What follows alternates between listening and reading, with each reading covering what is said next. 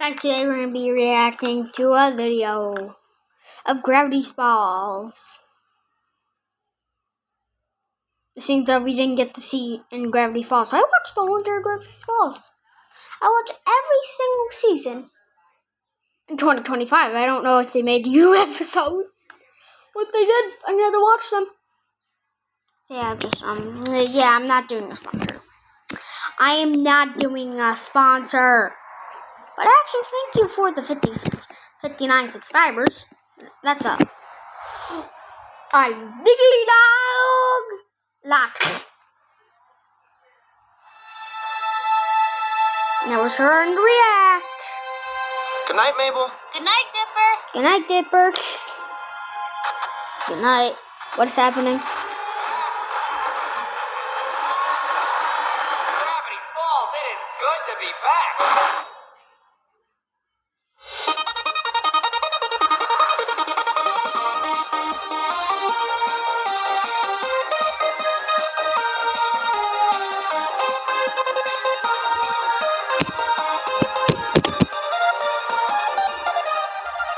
Hello, Internet.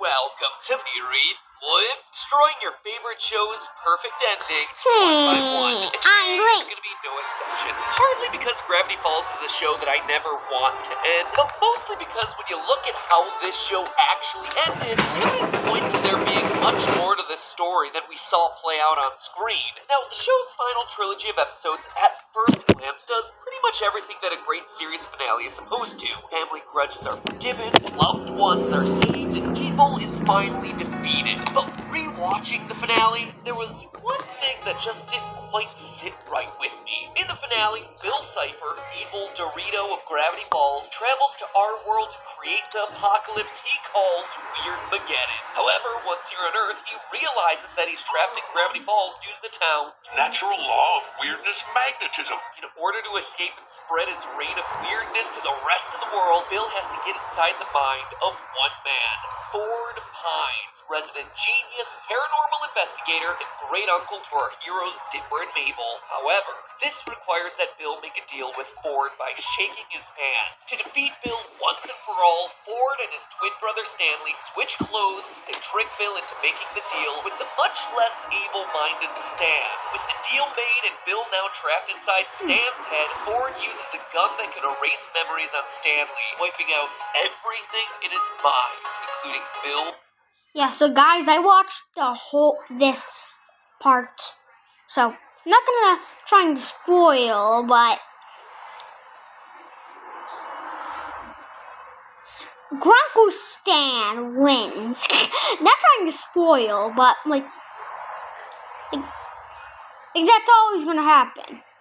Since Bill's stuck in his mind, since he did tell us, but I'm not gonna spoil that. You have to watch the Gravity Falls. If you don't, why are you watching this video? You're gonna have to watch the video. You're gonna have to watch every episode and season. Hey, maybe even the short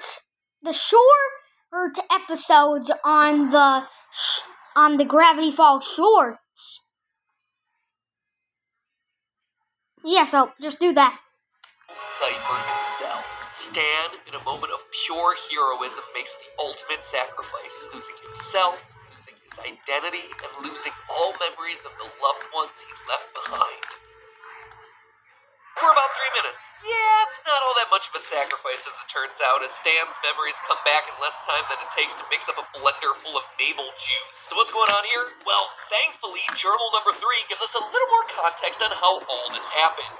Quote, it turns out that the memory erase effects can be undone through exposure to important images and people from your past. The reason Stan recovered so much faster is that we began recovery while the erasure was still fresh, less than an hour after contact. End quotes. But at this point, you've probably figured out where I'm going with all this. If all of Grunkle Stan's memories weren't permanently wiped out, would that also mean that Bill Cipher wasn't permanently wiped out? It's a question that fans have been asking for the past 2 years. Is Bill Cipher, the main antagonist of Gravity Falls, really dead? And I am here today to tell you no. Bill Cipher is alive and well and living in Paris with Jacques Brel. Sorry, Sorry, never mind that last bit. It's a really obscure musical theater reference that no one, and I mean no one, will get. In all seriousness, though, looking at all the evidence from the end of the show, as well as content that's been released after the series ended, points to Bill Cipher still kicking around. And not just kicking around, what we unearthed today will not only change your thoughts about the end of the series, but also everything you thought you knew about one of your favorite characters. Intrigued?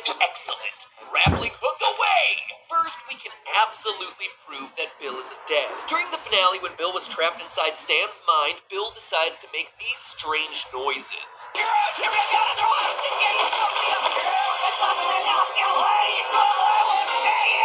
These are his last words of the series, so you'd think he would have chosen his words a little more carefully, or, just chosen words. But here's the thing, he actually did choose those words very specifically. The only reason why it sounds like gibberish to us is because he's talking backwards. Just reverse the clip, and you get this.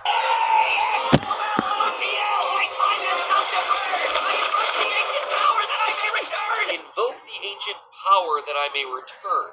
Okay, that makes it pretty clear that he ain't planning on leaving this mortal coil anytime soon, but what's all this about an axolotl? Well, it turns out that the answer is given to us in a book titled Dipper and Mabel and the Curse of the Time Pirate's Treasure. Now, this book was confirmed to be non-canon, except Alex Hirsch, the creator of the show, tweeted that it does contain one enormous canon secret. So in the book, Dipper and Mabel end up face-to-face with this all-powerful cosmic axolotl, and are each granted one question. Dipper asks the very responsible and very logical question of, what do you know about Bill Cipher? To which the axolotl replies, quote, 60 degrees that come in threes. Watches from within birch trees. Saw his own dimension burn, misses home, and can't return. Says he's happy, he's a liar, blame the arson for the fire. If he wants to shirk the blame, he'll have to invoke my name. One way to absolve his crime, a different form,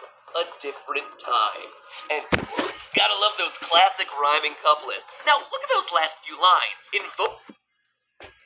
So if you don't know what arson means, it means you set a building on fire. My name to absolve the crimes as a different form in a different time. Yeah, this is pretty obvious why Bill was chanting in reverse right before he was literally brainwashed away, and presumably the axolotl granted his wish, preserving him in a different form and a different time. That's a pretty strong case for Bill still being alive, but if that's truly the case, then that begs the question of what new form could he possibly be in? Well, why not the form that he was already trapped in? Grunkle Stan. And that is just speculation. Most of the post-show content that's come out, and believe me, there's been a lot for a show that's been gone for 2 years, has signaled pretty heavily that Bill Cipher continues to exist within Stan's mind. Case in point, the Cipher statue hunt. Shortly after Gravity Falls ended, Alex Hirsch made it very clear that there was a real-life Bill Cipher statue hidden somewhere in the US, and that in order to find it, fans would have to solve a worldwide treasure hunt. And while that is absolutely cool in and of itself, the most interesting part of this whole thing was that it appeared to be led by Grunkle Stan. One of the very first clues to the hunt was a phone number. When you called it, you would be greeted by this answering machine message.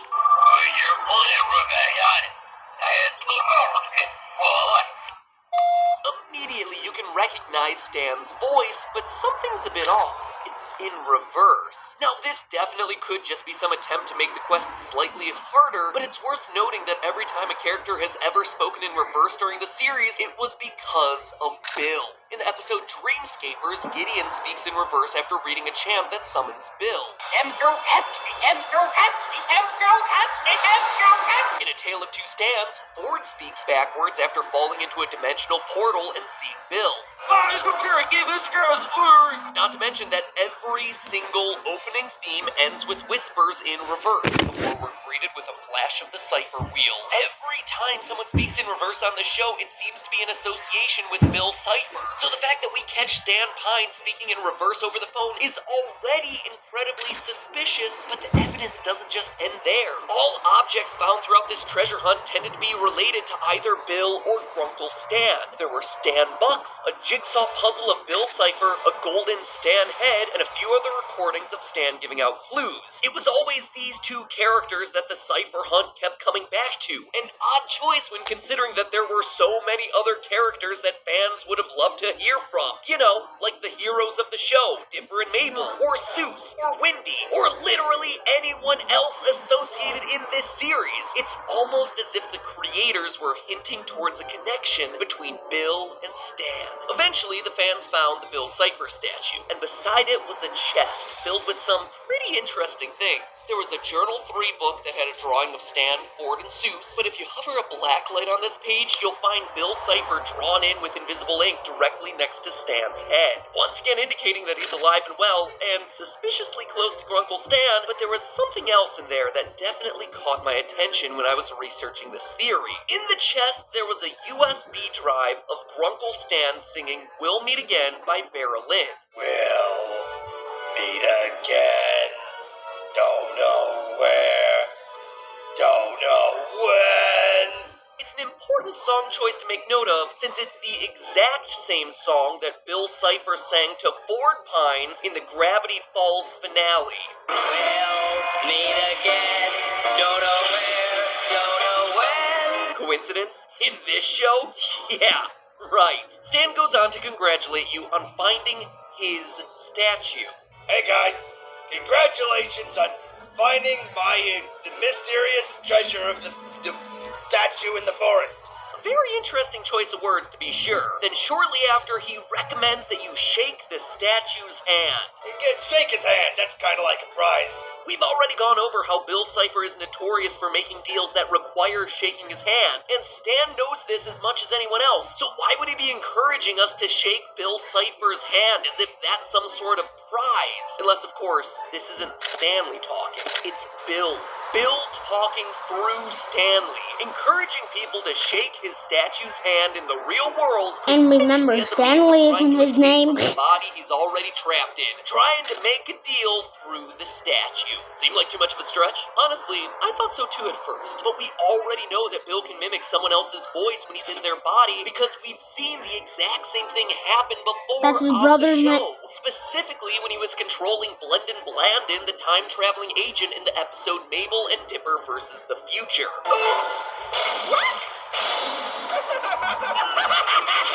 So it's definitely plausible that the person we're listening to isn't Stanley at all. But I know, there's still one big problem that I'm sure a lot of you will be asking in the comments. If Bill is still alive and is somehow controlling Stanley, then why in the finale aren't his eyes yellow with an elongated pupil, the signature look of someone who's under Bill Cipher's control?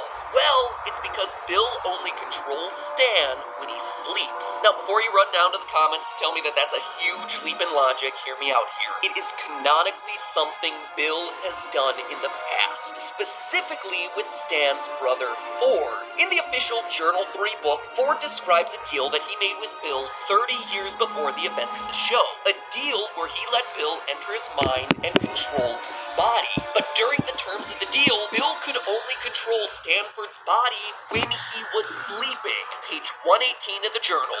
Quote, I awoke this morning to find that my muse was true to his word. There in my notebook were 6 hours worth of beautifully written calculations, perfectly sufficient to keep me on schedule. End quote. What starts as a mutually beneficial relationship, though, quickly deteriorates as Ford starts to fear Bill's influence and actively tries to stay awake for fear that Bill will continue taking control of his body again when he falls asleep. Page 142, quote again, I fell asleep on my cot only to awake sitting at my desk staring at the strange symbols inscribed below. He is taking advantage while I sleep.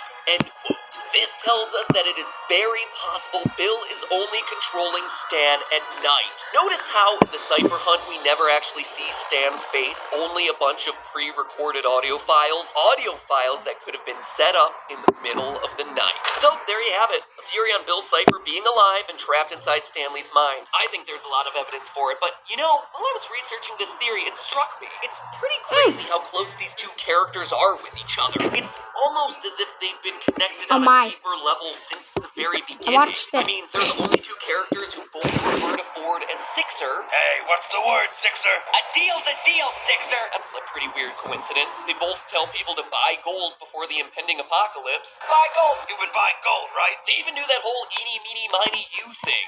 Eeny, meeny, miny, you. Eeny, meeny, miny. One way to absolve his crime, a different form, a different time.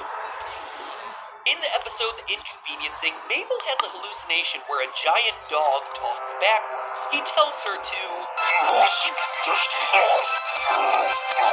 We've already established how backwards talk tends to relate to Bill, and now we have someone speaking backwards telling us not to trust Grunkle Stan. I know he had a couple secrets within the show, but none of them were so serious that it was cause to really distrust him. This even puts a whole new meaning on the cryptogram found in the title sequence. Stan is not what he seems.